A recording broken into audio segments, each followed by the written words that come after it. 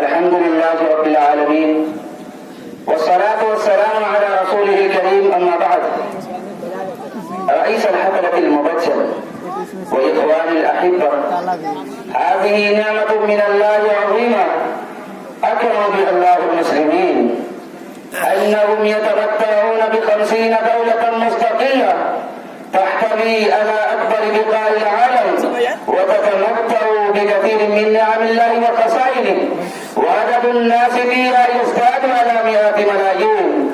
وقد انتشر المسلمون في الأرض من الشرق إلى الغرب أيها السادة، ولكن على الرغم من ذلك أنهم يواجهون كثيرا من الشدائد والمشكلات، ويعانون من المصائب والمصاعب. يقرأوا المجلات اليومية واسمعوا الأخبار بالمذياع، وانظروا ما يقدم في التلفزيون. لم يخل يوم لم يصب فيه على المسلمين من النكبات والمظالم، من يذبح بالبوسنة والهرسك، ومن يموت جوعا في الصومال، ومن تجرح مسائل بانتهاك الحرمات والمقدسات. ماذا تجيبون؟ ألا تجيبون أن المصابين في كل مكان هم المسلمون؟ لمثل هذا يذوب القلب من كمد، لمثل هذا يذوب القلب من كمد إن كان في القلب إيمان وإسلام. أيها المستمعون الكرام، أمعنا نسلك الكوارث والحوادث وآجل الملمات والنماثل. تروا الظالمين وهم من مختلفة الأجناس والأديان قد اتحدوا في معركة الحق والباطل، وأصبح الكفر ملة واحدة ضد المسلمين.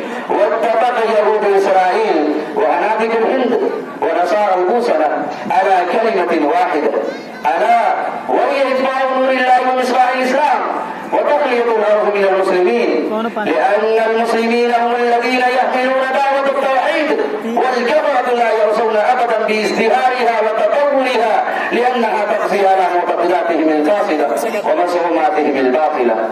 وهذا هو السبب الحقيقي الأصيل الذي شرع له الجهاد وأكد عليه تأكيدا بالغا، وذكر فضله مرات وكرات، لأنه من المعلوم أن الكافرين يريدون أن يطفئوا نور الله بأفواههم، والله يريد أن يتم نوره ويظهر دينه ولو كره المشركون، ولا يتحقق ذلك بدون قطع دابرهم. فمن أجل ذلك حرص الله سبحانه وتعالى المؤمنين على القتال وحثهم على الجهاد، وجعل فيه أجرا عظيما، وبين أن الشهيد لا يموت أبدا بل يفوز بالحياة الأبدية السرمدية التي لا تنقطع أبدا.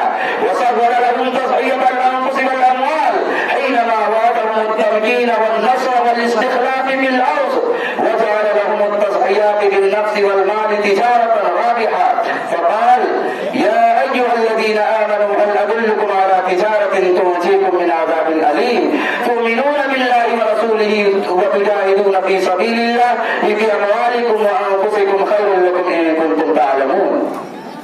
اعلموا أيها الإخوان أن جنتكم تحت ظلال السيوف، وحل مشكلاتكم تحت الرماح والأسنة،